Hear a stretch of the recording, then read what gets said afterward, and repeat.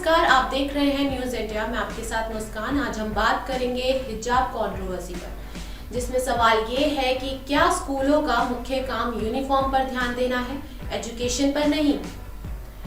दरअसल हमारे देश में 2015 में लड़कियों में शिक्षा का प्रसार करने के लिए सरकार ने 100 करोड़ का बेटी बचाओ बेटी पढ़ाओ अभियान शुरू किया। शिक्षा ही असली धन है, क्योंकि लड़कियों को शिक्षित करने से न केवल उनका और उनके परिवारों का बल्कि पूरे समाज का फायदा होता है, और पूरे समाज के फायदे का मतलब है राष्ट्र का फायदा। जनता का सशक्तिकरण मुख्य तौर से शिक्षा के जरिए ही संभव है, और फिर भी सरकार की अच्छी कोशिशों के बावजूद एजुकेशन फॉर ऑल वास्तविकता से ज्यादा एक स्लोगन बनकर रह गया है। तो हम कहां पिछड़ रहे हैं और क्यों? क्या लिंग, वर्ग, जाति, समुदाय, शहरी ग्रामीण विभाजन, औसत पारिवारिक आय, नौकरी और दूसरे सामाजिक कारण स्कूलों तक पहुंचने में भूमिका निभाते हैं? लिंग के संदर्भ में इसे देखें तो माध्यमिक विद्यालयों में महिला आबादी के लिए पिछड़े इलाकों में यह एक सामान्य घटना है। बढ़ती कक्षाओं के साथ धीरे धीरे छात्राओं की संख्या कम होने लगती है। किंडरगार्टन की आधी से भी कम लड़कियां वास्तव में स्कूल खत्म कर पाती है। यह लैंगिक असमानता बच्चियों पर डाली गई सामाजिक अपेक्षाओं से भी संबंधित है, जैसे नैतिकता पर सवाल, स्वतंत्रता पर प्रतिबंध और उनके द्वारा पहने जाने वाले कपड़े। कई दशकों में स्कूलों ने स्थानीय स्तर पर छात्राओं की स्कूल में मौजूदगी बढ़ाने के लिए सख्ती को कम किया है, या कहे उनके लिए नियमों में ढील दी है।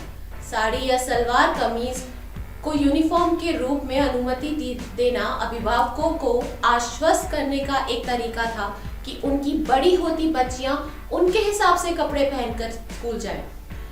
आखिर सवाल है क्यों? क्योंकि कई पेरेंट्स को स्कर्ट पर आपत्ति होती है। महिलाओं के कपड़ों पर खास ध्यान दिया जाता है। लड़कियों को पढ़ाने के लिए बड़ी संख्या में महिला शिक्षकों को स्टाफ में शामिल करने के पीछे भी यही कारण था। स्कूलों ने लड़कियों की शिक्षा को ज्यादा अहमियत देते हुए अपने नियमों में फेरबदल की। एक ऐसे सिस्टम में जहां जनसंख्या और संसाधन अनुपात में बहुत बड़ा फासला है, क्या वहां हम वास्तव में जो जरूरी नहीं उस पर कड़ा रुख अपना सकते हैं? हाल ही में स्कूल यूनिफॉर्म और उसके सख्त पालन को लेकर हंगामा काफी चर्चा में रहा।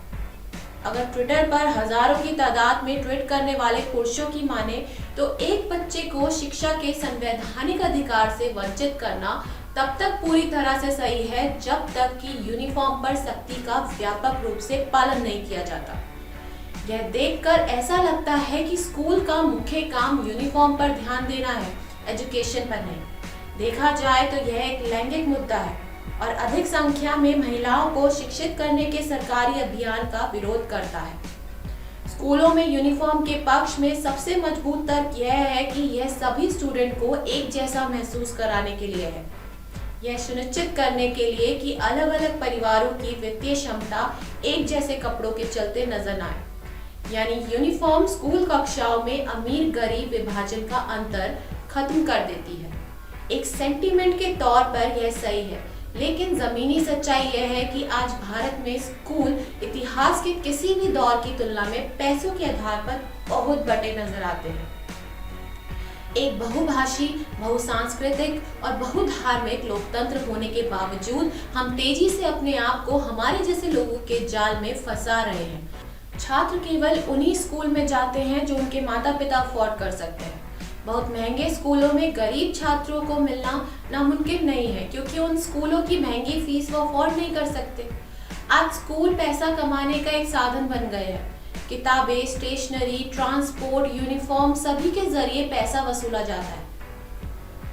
प्रोवाइडर इंस्टीट्यूशन के साथ अपना प्रॉफिट शेयर करते हैं। ऐसा क्यों है कि प्री स्कूल और कॉलेज में स्टूडेंट रोजमर्रा के कपड़े पहनकर जा सकते हैं और यूनिफॉर्म केवल स्कूलों के लिए ही जरूरी है? क्या पश्चिमी देशों में स्कूल बहुत खराब प्रदर्शन कर रहे हैं क्योंकि वहाँ यूनिफॉर्म अनिवार्य नहीं है? हमारे गर्म ट्रॉपिकल देश में कई स्कूलों में ब्लेजर और टाई यूनिफॉर्म का हिस्सा है। शायद यह हमारी प्राथमिकताओं पर फिर से विचार करने और उनमें फेरबदल करने का वक्त है। क्या स्कूलों में नियम होने चाहिए बिल्कुल होने चाहिए, क्योंकि कोई भी संस्था या संगठन अपने निर्धारित मापदंडों के अभाव में बेहतर ढंग से काम नहीं कर सकता। हालांकि नियमों को स्पष्ट होना चाहिए और उन्हें शुरू से ही लागू किया जाना चाहिए, उन्हें बीच में लागू नहीं किया जाना चाहिए। क्या नियमों को अचानक सख्त करना सही है? जैसे कि स्कूल ने बोर्ड परीक्षा से सिर्फ 2 महीने पहले जो नियम सालों से लागू नहीं किया था उसे लागू कर दिया, जो छात्राओं के भविष्य को प्रभावित कर सकता है। क्या स्कूल भी अपने नियमों के प्रति लापरवाह होने के लिए उतना ही दोषी नहीं है?